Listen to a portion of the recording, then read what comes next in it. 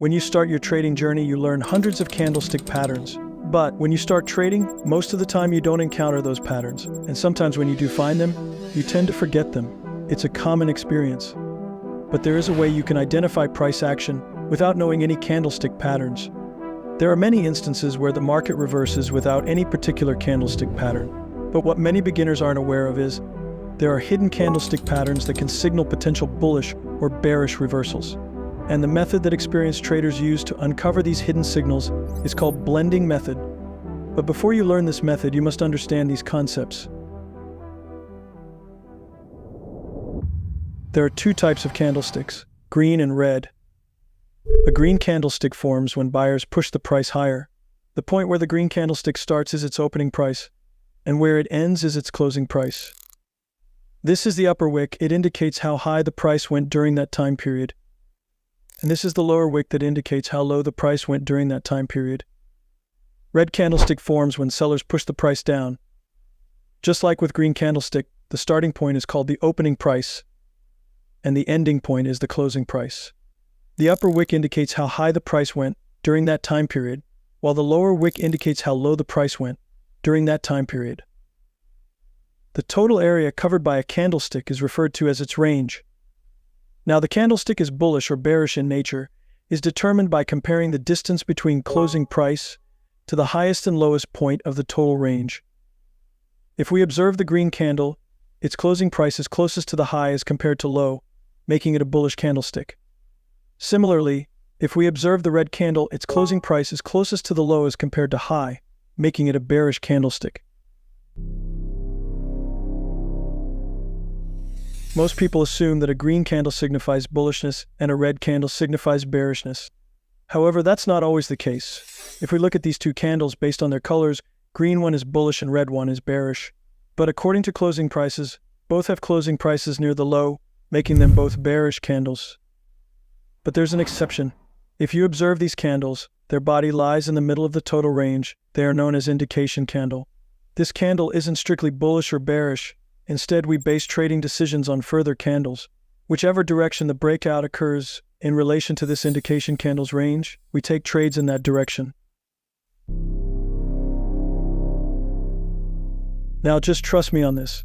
There are only 5 base candles, and the other 100 patterns are based on these 5 base candles. So the first one is a bullish candle. It has a large body and short wicks.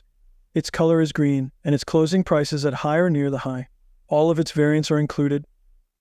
The second one is a bearish candlestick. It has a large body and short wicks as well, and these are its variants. The third type is bullish long wick candlesticks. It has a small body and either no upper wick or a very short one. However, it has a very long lower wick. The color of this candle does not matter, but the length of the lower wick matters. Now let's understand why they are bullish. During the formation of this candle, seller pushes the price to the low, but couldn't sustain the price there. Then enters buyers who push the price to the high, and eventually the price closes near its opening price. Therefore, at the end of this candle, we observe a buying pressure, which is why it is considered a bullish candle. The fourth type is bearish long wick candle. It has a small body and either no lower wick or a very short one. However, it has a very long upper wick. The color of this candle does not matter. Let's understand why they are bearish. During the formation of this candle, buyers pushes the price to the high, but couldn't sustain the price there. Then enters sellers, who push the price to the low, and eventually the price closes near its opening price. And the fifth one is indecision candlestick. I've already teach you this pattern at the beginning of this video. Alright, let's learn the golden trick of finding a hidden candlestick using the blending method. Suppose we have 2 candles here, and we're unsure whether they indicate a bullish or bearish signal. So let's use the blending method.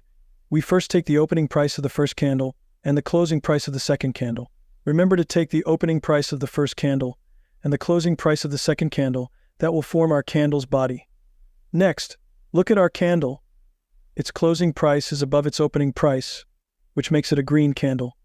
Now take the highest point from the 2 candles and make an upper wick for the body from that highest point, and take the lowest point from the 2 candles and make lower wick for the body from that lowest point. Now the blending process is complete and we got this candle. Let's examine what kind of candlestick is this. You might say it's a hammer, but haven't I told you that there are only 5 candles in the market and there is no need to remember the names of the remaining candles. So out of these 5 candles, this one is a bullish long wick candle. Its body is small. Its lower wick is double the size of the body or more than that, and there is either no upper wick or a very short one. And here the color of the candlestick doesn't matter. It's important whether it has a long lower wick or not.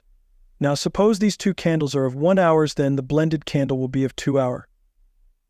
Again, look at this example. There are 2 candles here, and we're unsure whether they indicate a bullish or bearish signal. So let's blend them. We take the opening price of the first candle and the closing price of the second candle to form the body. The closing price is below the opening price, which makes it a red candle. Now, by using highest point from the 2 candles, make the upper wick, and by using lowest point, make the lower wick. Now that the blending process is complete, we again got a bullish long wick candlestick. Here color doesn't matter. What matters is its long wick. Now, let's look at another example.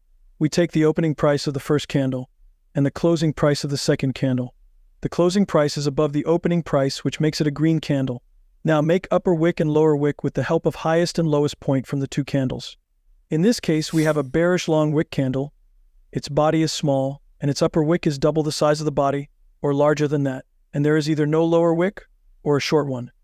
You might say this is a shooting star pattern, but I've told you that there is no need to remember all patterns. Till now we learned to blend double candlestick pattern. Now we'll blend triple candlestick pattern. Suppose we haven't memorized any candlestick pattern, so how will we know if this triple candlestick pattern indicates a bullish or bearish signal? By simply blending this, we will find out. So we will take the opening price of the first candle and the closing price of the last candle, that is, the third candle, to form a body. Next, lower wick will be formed from the lowest point of these 3 candlesticks, and upper wicks will be formed from the highest point of these 3 candlesticks. So we get this candlestick formation, which is a bullish long wick candle. Now, many of you may know this 3 candlesticks pattern as the morning star, which is a bullish candlestick pattern. So even if you don't know about the morning star, you can easily figure out using the blending method whether it is indicating bullish or bearish price action. Similarly, you don't need to remember all the candlestick patterns, which include many triple candlestick and double candlestick patterns. With the help of this trick, you can trade in all those patterns without memorizing them. In this way, you can blend 2, 3, and 4 candlesticks. Now, listen to me carefully. We don't just trade based on candlesticks. A candlestick alone is not a very effective signal. We also need to combine it with other price action methods and trade based on confluence, such as support resistance, demand supply, moving averages, etc. We have learned to blend candlesticks, but that doesn't mean we should start blending candlesticks everywhere on the chart. Only when if we are confused about key levels like support and resistance levels, then we can use the candlestick blending method. Let's see an example. Here at the support level, we don't understand what pattern it is or what is happening in the market. So we blended these 2 candles and got a long wick bullish candle.